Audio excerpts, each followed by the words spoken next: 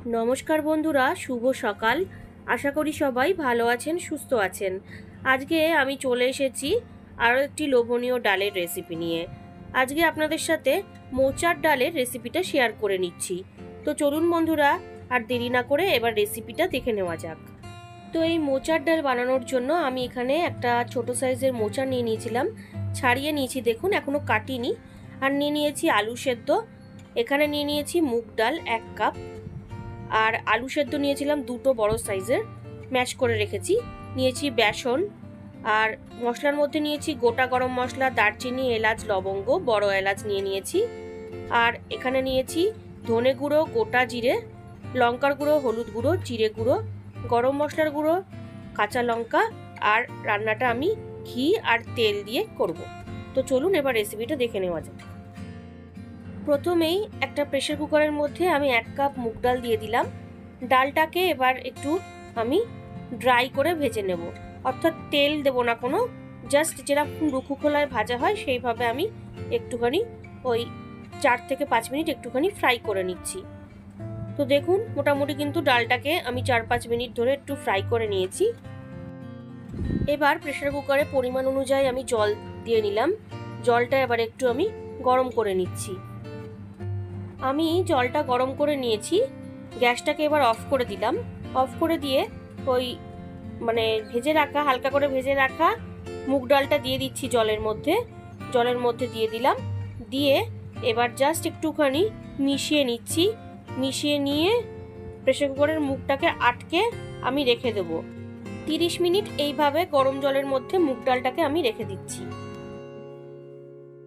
এইবার মোচাটাকে আমি জাস্ট একটুখানি রাফলি ভাবে কেটে নিচ্ছি, খুব ফাইন ভাবে আমি কাটবো না, মোটামুটি ভাবে আমি কেটে নিচ্ছি। আর এই মোচা ছাড়ানো তো একটা বড় রকমের কাজ, তো মোচাটাকে আমি আগের দিন ছাড়িয়ে রেখে দিয়েছিলাম, জাস্ট কাটিনি, কাটবো সময় মতন কেটে নেব, তাই জন্য তখন আর কাটিনি। তো দেখুন এইভাবে একটু রাফলি ভাবে মোচাটাকে পুরো আমি কেটে নিলাম। এবার একটা প্রেসার কুকার নিয়ে নিয়েছি, প্রেসার কুকারের মধ্যে মোচাটা আমি দিয়ে দিচ্ছি। মোচাটাকে আমি সেদ্ধ করে নেব। তো মোচাটাকে পুরোটা দিয়ে দিয়েছি দেখুন। এবার মোচার মধ্যে আমি পরিমাণ অনুযায়ী জল দিয়ে দেবো, ওই 1.5 গ্লাস মতন আমি জল দিয়ে দিলাম। আর ওই একই সাথে সাথে আমি দিয়ে দেবো সামান্য পরিমাণে একটু হলুদ গুঁড়ো, আর দিয়ে দেবো পরিমাণ অনুযায়ী লবণ। বেশি লবণ দেব না, মোটামুটি একটু লবণ দিয়ে নিচ্ছি। দিয়ে এবার একটুখানি মোচাটাকে ভালোভাবে লবণ আর হলুদের সঙ্গে মিশিয়ে নিচ্ছি। মিশিয়ে নিয়ে লক করে দিয়ে মোচাটা সেদ্ধ হওয়ার জন্য 2টো সিটি আমি দিয়ে নেব। এবার 2টো সিটি আমি দিয়ে নেব। তো দেখুন বন্ধুরা, মোচাটাকে আমি সেদ্ধ করে নিয়েছি। সেদ্ধ করে নিয়ে একটা নেটের ওপরে অর্থাৎ স্টেনারের ওপর রেখে দিচ্ছি, যাতে জলটুকু ঝরে যায়, যেটুকু থাকে ভেতরে। এইবার আমি একটা ফ্রাই প্যানে ওই 2 টিস্পুন মতন রাইস ব্রান অয়েল দিয়ে নিলাম। তেলটাকে একটুখানি আমি গরম করে নিচ্ছি। তেলটা মোটামুটি গরম হয়ে গেছে। আমি এবার ওই নামমাত্র জাস্ট একটুখানি গোটা জিরে ফোড়ন দিয়ে দিলাম। দিয়ে জাস্ট একটুখানি নেড়ে নিচ্ছি 1-2 সেকেন্ড মতন। নেড়ে নিয়ে এইবার যে মোচাটা আমি সেদ্ধ করে রেখেছিলাম, মোচাটাকে আমি একটুখানি হাত দিয়ে ম্যাশ করে নিয়েছি। তো ওই মোচাটাকে আমি দিয়ে দিলাম। দেখুন, দেখলেই বুঝতে পারবেন যে মোচাটাকে আমি একটুখানি ম্যাশ করে নিয়েছি। তো মোচাটা দিয়ে দিয়েছি। মোচাটা দিয়ে এবার গরম তেলের মধ্যে মোচাটাকে একটুখানি ভালো করে আমি মিশিয়ে নিচ্ছি। বন্ধুরা, আমার চ্যানেলে কিন্তু মোচার আরও বিভিন্ন ধরনের রেসিপি রয়েছে, আপনারা আমার চ্যানেল পেজে গেলেই সেখান থেকে দেখে নিতে পারবেন। তো এইবার দিয়ে দিলাম 1/2 টিস্পুন মতন হলুদ গুঁড়ো, 1/2 টিস্পুন মতন শুকনো লঙ্কার গুঁড়ো দিয়ে দিলাম। দিয়ে দিচ্ছি 1/2 টিস্পুন ধনে গুঁড়ো, 1/2 টিস্পুন জিরে গুঁড়ো দিয়ে দিলাম। আর পরিমাণ অনুযায়ী দিয়ে দিচ্ছি লবণ। লবণটা আমি অল্পই দিয়েছি, কারণ আগে যেহেতু লবণ দেওয়া ছিল। তো এইবার ভালোভাবে আমি মশলাটার সাথে মোচাটাকে কষিয়ে নিচ্ছি। মোচাটাকে আমি ভালোভাবে কষিয়ে নিয়েছি। এইবার যে আলুটা আমি সেদ্ধ করে রেখেছিলাম, 2টো মিডিয়াম সাইজের আলু সেদ্ধ করে ম্যাশ করে নেওয়া, সেই আলুটা আমি মোচার মধ্যে মিশিয়ে দিচ্ছি। তো দেখুন আলুটা আমি দিয়ে নিয়েছি। এবার আর এই আলুটা মোচার সাথে আমি ভালোভাবে মিশিয়ে নিচ্ছি। বন্ধুরা, এইভাবে একবার মোচার ডাল বাড়িতে ট্রাই করে দেখবেন, আশা করি আপনাদের খুব ভালো লাগবে। আর এই ডালের টেস্ট কিন্তু একদমই নতুনত্ব হয়। তো দেখুন ভালোভাবে মিশিয়ে নিচ্ছি। তো দেখুন মোচাটা আলু দিয়ে আমি খুব ভালোভাবে কিন্তু মিশিয়ে নিয়েছি আর একটু ভাজা ভাজাও করে নিয়েছি। এইবার আমি এর মধ্যে দিয়ে দিচ্ছি চিনি পরিমাণ অনুযায়ী। যেহেতু মোচা, একটু চিনি না দিলে অর্থাৎ একটু মিষ্টি মিষ্টি না হলে কিন্তু ভালো লাগবে না। তো চিনিটা দিয়ে ভালোভাবে আমি মিশিয়ে নিলাম। তো এবার উপর থেকে সবশেষে আমি দিয়ে দেবো গরম মশলার গুঁড়ো। গরম মশলাটার গুঁড়ো দিয়ে আমি আবারও একটু ভালোভাবে মিশিয়ে নিচ্ছি। তো বন্ধুরা, মোচাটা কিন্তু আমার রেডি হয়ে গেছে। এইবার আমি গ্যাসটাকে অফ করে দিয়ে মোচাটাকে নামিয়ে নেব। মোচাটাকে একটা প্লেটের ওপর নিয়ে নিয়েছি, নিয়ে আমি স্প্যাচুলার সাহায্যে এরকম চৌকো শেপ দিয়ে নিয়েছি, আপনারা দেখুন। এইবার আমি একটা ছুরি নিয়ে নিয়েছি, ছুরির সাহায্যে এরকম চওড়ায় আমি কেটে নিচ্ছি, অর্থাৎ মানে চৌকো চৌকো শেপে আমি কেটে নেব।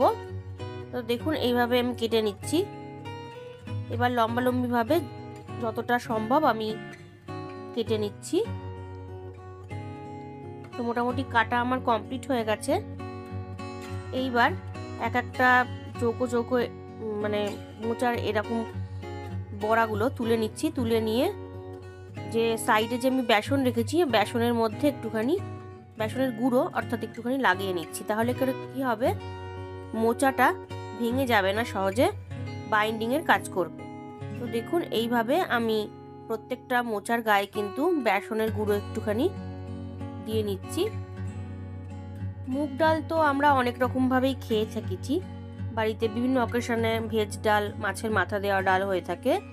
তো এই মোচার মানে কাটলেট বা মোচার এরকম বড়া দিয়ে যদি মুগ ডাল আপনারা না খেয়ে থাকেন, তাহলে অবশ্যই একবার বাড়িতে ট্রাই করতে পারেন। আশা করি আপনাদের ভালো লাগবে। তো এইভাবে আমি সমস্ত বড়াগুলো গড়ে নিচ্ছি। আপনারা দেখুন সবকটা কিন্তু আমি রেডি করে নিয়েছি। এইবার আমি একটা তাওয়া বসিয়ে দিয়েছি, তাওয়ার উপরে একটুখানি অয়েল ব্রাশ করে নিচ্ছি আমি। এটাতে অর্থাৎ এই বড়াগুলোকে আমি কিন্তু ডিপ ফ্রাই করব না, আমি জাস্ট শ্যালো ফ্রাই করে নেবো একটু। এইবার একটা করে মোচার ওই বড়া বা কাটলেট যাই বলুন না কেন, সেগুলোকে দিয়ে দিচ্ছি গরম তেলের ওপরে। এইবার এপিট ওপিট করে ভালো করে আমি একটুখানি ফ্রাই করে নেব। আপনারা দেখলেই বুঝতে পারবেন আমি কিন্তু এখানে খুব বেশি অয়েল কিন্তু ইউজ করছি না, জাস্ট একটুখানি ব্রাশ করে নিয়েছি। তো এবার আমি এগুলোকে একটু ফ্রাই করে নিচ্ছি। একটা পিঠ মোটামুটি ভাজা হয়ে গেছে, এবার আমি আরেকটা পিঠ উল্টে দিচ্ছি, অর্থাৎ দুটো পিঠই যাতে ভালোভাবে ভাজা হয়ে যায়, তাই জন্য সবকটা আমি উল্টে দিচ্ছি। তো আপনারা দেখুন মোচার এই কাটলেট বা বড়াগুলো কিন্তু আমার মোটামুটি ভাজা হয়ে গেছে। এবার আমি সবকটা তুলে নেব। আর ওদিকে 30 মিনিটের জন্য ডালটা আমি ভিজিয়ে রেখেছিলাম, ডালটাও মোটামুটি নরম হয়ে গেছে। এইবার একটা প্রেসার কুকারের মধ্যে আমি ওই 3 টিস্পুন মতন ঘি দিয়ে দিচ্ছি, কারণ আমি প্রথমে বলেছিলাম আমি ঘিতে রান্নাটা রেডি করব। এবার একটা তেজপাতা, 2টো শুকনো লঙ্কা দিয়ে দিলাম, আর দিয়ে দিচ্ছি 1/2 টিস্পুন মতন গোটা জিরে, এলাচ, দারচিনি, লবঙ্গ, বড় এলাচ ফোড়নে দিয়ে দিলাম। দিয়ে ফোড়নটাকে একটুখানি আমি 1-2 সেকেন্ড ফ্রাই করে নিচ্ছি। আর কয়েকটা চেরা কাঁচা লঙ্কাও আমি দিয়ে দিলাম। তো দেখুন ফোড়নটা মোটামুটি ফ্রাই করে নিয়েছি 1-2 সেকেন্ড। এবার জল ঝরিয়ে রাখা মুগ ডালটা দিয়ে দিচ্ছি। তো মুগ ডালটা দিয়ে এবার আমি ভালো করে একটুখানি সময় নিয়ে একটুখানি ভেজে নিচ্ছি। তার ভাজার পাশাপাশি এর মধ্যে আমি দিয়ে দিচ্ছি 1/2 টিস্পুন মতন হলুদ গুঁড়ো আর লবণ পরিমাণ অনুযায়ী, দিয়ে এবার ভালোভাবে মিশিয়ে নিলাম। দেখুন বন্ধুরা, ভালোভাবে আমি মিশিয়ে নিয়েছি। এইবার এর মধ্যে আমি ওই 1.5 কাপ পরিমাণে গরম জল দিয়ে দিচ্ছি। গরম জলটা দিয়ে ভালোভাবে আমি মিশিয়ে নিলাম।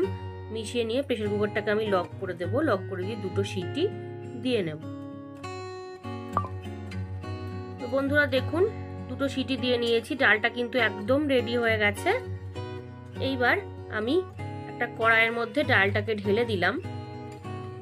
ডালটাকে আমি একটু ফুটিয়ে নিচ্ছি। আপনারা দেখুন খুব সুন্দর কিন্তু বড় এলাচের একটা গন্ধ আসছে। তো একটুখানি জাস্ট আমি একটু সময় নিয়ে একটু ফুটিয়ে নিচ্ছি।